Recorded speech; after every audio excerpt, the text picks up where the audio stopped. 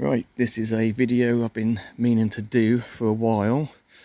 I don't know why I haven't done it sooner, but I think that'd be interesting to compare growth rates to two common palms we grow in the UK. And when I say common palms, I don't necessarily mean they're 100% hardy, or especially in the case of this Phoenix canariensis. But we're going to compare the growth rate of a Phoenix canariensis to a Trachycarpus fortunei, and it just so happens that I've planted these two palms exactly the same time, a very similar size. And I'm talking, when I brought this Phoenix canariensis, it was £5 and it was probably about a foot high. It's a tiny little plant. And the Trachycarpus, it may have been about a foot and a half. I think I paid about £10 for it at the time, and yeah, they both got planted exactly the same time in a very similar position. I know it's probably not come out very well on video, this Trachycarpus here. Yeah, so they're literally just a metre and a half apart. Planted at exactly the same time, and I'm going to say about 12 years ago now, to be fair, because I've sort of lost track, but around that time period. When I planted these, I mean, I had no idea. I didn't realise the canariensis was sort of fairly tender. For, you know, you see them everywhere. They sell thousands and thousands of these every year, and they're not that hardy when they're small, but they do get hardier as they get bigger, and I must have got lucky with this one because this one's quite a good size. But anyway, let's get to the point. So which grows faster? And I know everyone will be screaming Trachycarpus fortunei is probably the fastest growing palm to grow here in the UK, a foot plus of trunk a year, and that is true. They do grow well once established. Once the roots are in, you know, a couple of years in the ground, they will start going, and as soon as they do start trunking properly, they will put on a foot plus a year in trunk, as my one here has. But is that the whole story? I mean, if we're talking the size, is it just about the trunk? I'm talking about overall height and width, as well as sort of trunk. So we could say Trachycarpus fortunei, without a doubt, fastest trunking palm in the UK. This one, again, it's sort of sat still for a long time, to be fair, and it's from a small plant in a small pot, and it took a while to get established. But you know, the last, I'd say 3 or 4 years, that really has been going for. I'm pretty sure just a year ago, we can see where the fence line is. It was below that. Just about 2 years ago, that's probably below the fence line, the trunk, and it is now about 2.5 foot above. So yeah, that's settled in. That's growing well, albeit quite shaded. I'm no doubt if that was in more sun, that may have grown a bit quicker. But so yeah, in terms of trunk, canariensis takes a long time to trunk properly. They expand outwards before they go upwards. So yeah, hands down, Trachycarpus will be the fastest trunking palm you can grow. And so, like I'm saying, probably about 7.5 foot of trunk on this one.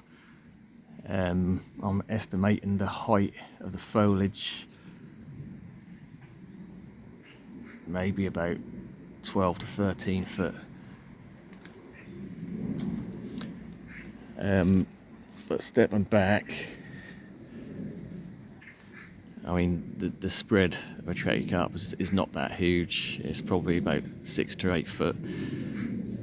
And then we compare that to canariensis. So again, these two palms have been in the ground for exactly the same amount of time, from a very similar size. And the canariensis,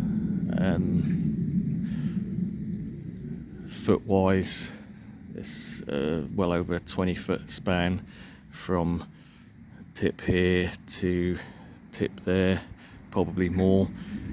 At least 15 to 16 foot tall. So when we say which palm grows faster, well, overall size and height is the Phoenix canariensis, but trunk wise, obviously Trachycarpus fortunei. So these, again, both commonly available, fairly cheap to buy. For wow factor, you can't beat a canariensis. That wins hands down over Trachycarpus every day of the week for me. Far more tropical looking, far better at holding up to the wind. It just depends if you can get them through winter for the first few years, and I have done videos on this, so they will harden up in time. There are things you can do to protect them, and they will come back from spear pulls. This one's spear pulled in the Beast from the East 2018. The whole centre pulled out. At the time the palm was probably only sort of fence level, and luckily we had a good bounce back year. The summer after that winter was really hot, and that bounced back and pretty much doubled in size, and then ever since then it's been going for, I mean, I have protected it in the past when it's very small, just literally chuck fleece over it, but in general now it's far too big to even worry about. Again, I'm coastal Suffolk here in the UK, so maybe milder than most, but not mild as some. We do get frosts, we do get -5s, -6s in the winter, and at this size, them sort of temperatures are not going to bother it. It didn't even really take any, well, it didn't take any damage last year whatsoever, last winter, and the winter before that when we did have that nasty winter, very little damage then as well, just a few brown tips on some of the older fronds. So the answer to the question is Phoenix canariensis overall size will get bigger quicker, but if you want a smaller, if you've got a smaller space, you want something a bit more compact, fast growing, tropical palm looking, then Trachycarpus would be your best bet for that. But for me, again, coastal location, it's got to be Phoenix canariensis, so for me that is the winner. I love it. I mean, if I had a big garden I'd have several of these, but it's we are all limited for space at some extent or other, so that is, I have got several in pots about. Obviously they're going to grow a lot slower. Maybe just as a, I don't know, backup in case anything did happen to the big one, and if I did lose this big one I would replant a like for like. I would get another Phoenix canariensis to put it there, just because I believe that's